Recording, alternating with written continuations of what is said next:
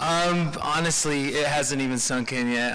I'm tripping out still. I had to say that in the back in my last interview, and it felt really good. Three-time Olympic gold medalist, man, you know, this, honestly, I'm sure you can tell by my reactions at the bottom of the pipe, but this meant the world to me and my family and my team, and you know, here doing it for USA again, not only to be an Olympian again, but to be a gold medalist again is just unreal. And I'm proud of myself. I don't say that often, you know, it's like I try to bury it down in there so I can stay motivated and hungry for the next competition, because that's just how I do things. But I'm really taking this moment to be proud and thankful, and yeah, it feels great.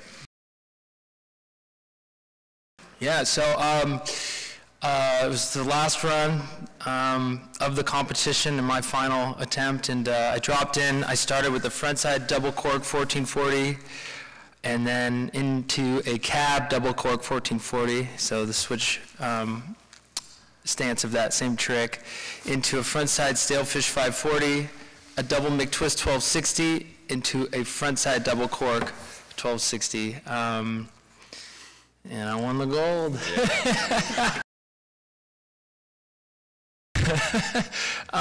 It's pretty wild. I mean, I'd been training up to do this combination for some time now, and every twist and turn of the way, it's just like something got in front of me, some obstacle I couldn't, you know, practice. I couldn't get this combination going. I was going to do it in snowmass at the Olympic qualifier, but I kind of, you know, washed my first two runs and then just needed to put something solid down, and that had 1:14 in the run, and that got it done. I mean, perfect score. It was amazing.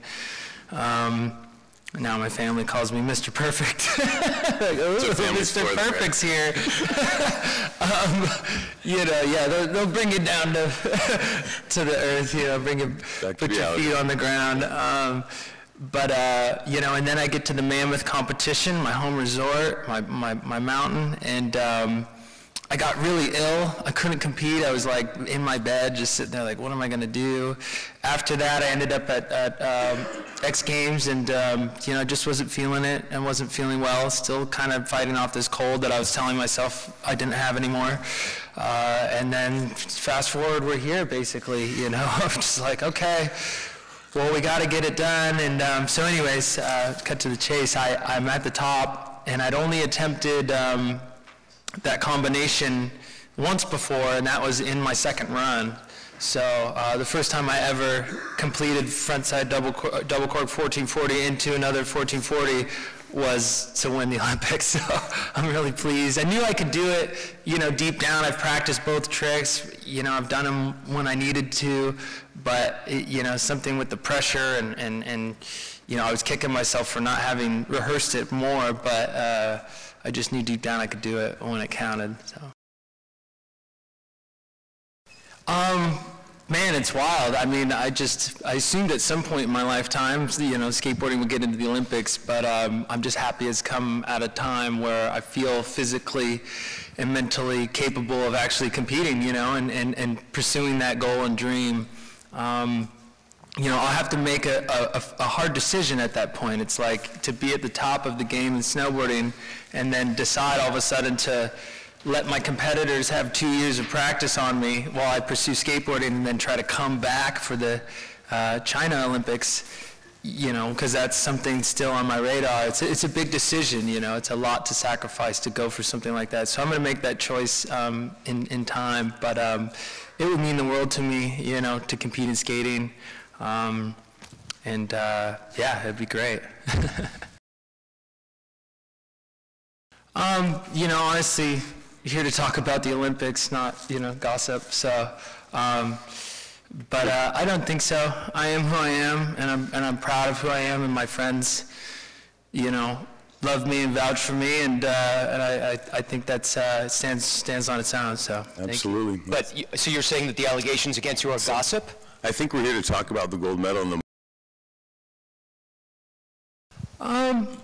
no, you know, honestly, it's just like with anything progression, there's going to be consequence, and unfortunately, you know, it can come in the form of something like Kevin Pierce, or it can be a thing like my injury, or like I think it was a Japanese rider that went down today, but you get up and learn from it, you know, and you move on, and you either continue or you don't, and it's a risk that we take. You know, there's so many risks in life. I always laugh and say the fact that, you know, driving to the mountain is probably the most dangerous thing we do, and we do it every single day, but we assume that risk. And so for me, you know, and the other riders, it's like, you know, you push the envelope on what's possible, but you're building off this base of, you know, years and years and years of doing a sport that you love and you're confident at, and you're building blocks of you know, your foundation of tricks and things. And so it's just an unfortunate, I feel like, you know, thing that happens with progression. But at this point, I feel like there's so many amazing things within the sport that are helping riders be safe and progress. There's airbags, there's foam pits. I think I had a lot to do with that during my training for the Vancouver Olympics. You know, they just even invented a new airbag that goes down the landing of a jump. Now, I didn't have that when I was training for Sochi. I remember basically trying triples to my back, and it was awful. And now I watched, who was it? One of the coaches was like, I'll give it a try. I mean, he's an older gentleman. I was concerned for his safety, and he tried a triple on the jump and slid down the landing, and he was safe, felt good, you know. So I feel like every single time there are these sort of,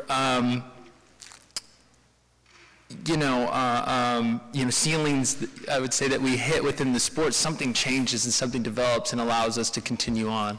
So I think in the future that hopefully, you know, with the progression of the tricks and the progression of just the sport itself, will continue on.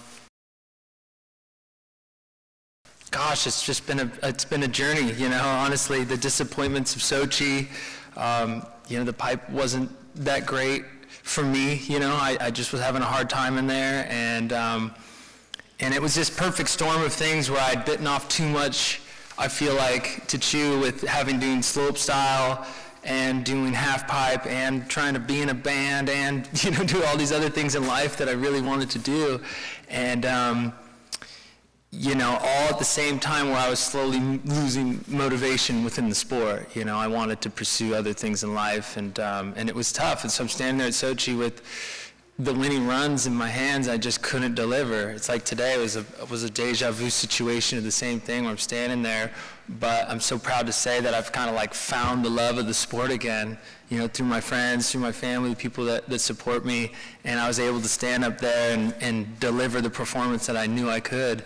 Even in Sochi, it was the same situation. I just didn't have it in me. So I'm just proud that I was able to kind of find that and get to this point. But at the bottom, you know, all those emotions hit me. I won. Everything we've been through, every, you know, dream I've had, trying to sleep last night, you know, and I'm like living that dream right now. So it's amazing.